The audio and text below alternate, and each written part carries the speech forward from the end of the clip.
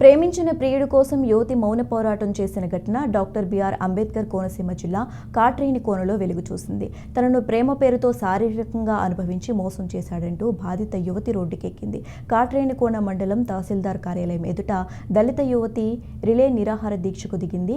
తనకు న్యాయం జరిగేలా చూడాలని ఆవేదన వ్యక్తం చేసింది. ప్రియుడు నాగరాజు తనను మోసం చేశాడని, అతని అరాచకాలకు ఓ విలేకరి వత్తాసు పలుకుతున్నాడంటూ ఆరోపిస్తోంది. తనను కులం పేరుతో విలేకరి దూషించినట్లు తెలుస్తోంది.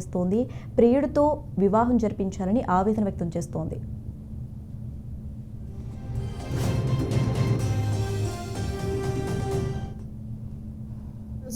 ఒకరోజు వీళ్ళ ఇంటికి కూడా వెళ్ళడం జరిగింది. అక్కడ పెద్దలు అబ్బాయిని బంధించి ఈ అమ్మాయి సంగతి ఏంటని చెప్పేసి అడిగేసరికి నేను మా పెద్దలందరినీ ఒప్పించి మా పెద్దలతో వచ్చి నేను ఘనంగా వివాహం చేసుకుంటానని చెప్పేసి చెప్పడంతో అమ్మాయిని నమ్మి అబ్బాయిని వదిలేండి అనేసరికి అక్కడ పెద్దలందరూ కూడా ఈ అమ్మాయి మాటకి గౌరవించి అబ్బాయిని వదిలేశారు. తర్వాత 2 రోజుల తర్వాత వివాహం చేసుకుంటున్నావు కదా ఏంటి ఇంకా రావట్లేదని అడిగేసరికి నేను వివాహం చేసుకోనని చెప్పేసి అబ్బాయి సమాధానం చెప్పడం జరిగింది. తదుపరి ఈ అమ్మాయి గ్రామ పెద్దలతో కలిసి స్థానిక పోలీస్ స్టేషన్కి వెళ్ళి ఈ అబ్బాయి మీద చిన్న ఫిర్యాదు చేసి, ఏమండి ఎస్ఐ గారు ఈ అబ్బాయి మీద ఎలాంటి కేసు కట్టద్దు, కౌన్సిలింగ్ ఇవ్వండి, ఎందుకంటే ఇతను నేను వివాహం చేసుకోవాలనుకుంటున్నాను, ఇతను కూడా నేను చేసుకోవాలనుకున్నాడు, కానీ మధ్యలో కొంతమంది పెద్దల వల్ల ఇతను మారిపోతున్నాడు కాబట్టి ఇతని మీద కేసు కట్టండి, కౌన్సిలింగ్ ఇవ్వండి అని చెప్పేసి అభ్యర్థించడం జరిగింది. తర్వాత ఈ అబ్బాయి యొక్క తండ్రి స్థానిక విలేకరైనటువంటి రంబాల విష్ణు గారి దగ్గర పనిచేస్తూ ఉంటాడు. అతను వీళ్ళ కుటుంబంలో ప్రతిదీ కూడా చూస్తాడు. అందుకని చెప్పి అతని దగ్గర కూడా వెళ్ళి యువతి ఈ కుటుంబ సభ్యులు పెద్దలు కూడా వెళ్ళి ఆడడం జరిగింది. అప్పుడు యువతి మీద అతను దురుసుగా ప్రవర్తించి కులం పేరుతో దూషించి, మీ కులంలో వాళ్ళకి ఇలాంటి అలవాటు కదా, ఎవరు పడతాడు తిరుగుతారు, ఎవరినో చేసుకుని వీడియో కావాలి నీకు, ఎలాగో నువ్వు ఫిర్యాదు ఇచ్చావు కదా, నేను కేసు కట్టిస్తాను నువ్వు వెళ్ళని చెప్పేసి ఈ అమ్మాయి మీద దురుసుగా ప్రవర్తించడం జరిగింది.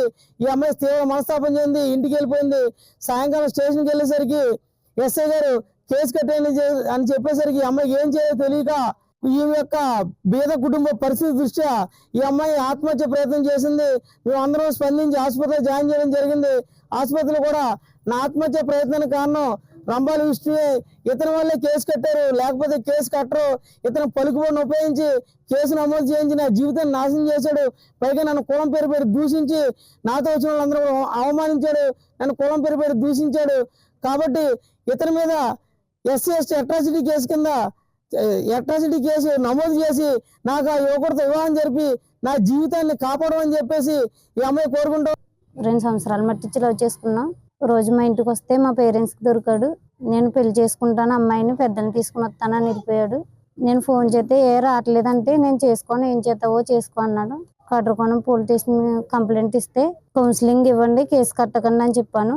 తర్వాత రంబాల విష్ణు విలేకరు ఆయన దగ్గరికి వెళ్ళి ఇలాగా ఇప్పుడు సంబంధించిన ఒక అబ్బాయి నాన్న మీ ఇంటికాడ పనిచేస్తారు కదండి, అబ్బాయిని పెళ్లి చేసుకుందాం అనుకున్నాను, అబ్బాయి కూడా చేసుకుంటానన్నాడు, మీరు చెప్తే చేసుకుంటారు చెప్పండి అంటే ఆయన నన్ను తిట్టాడు.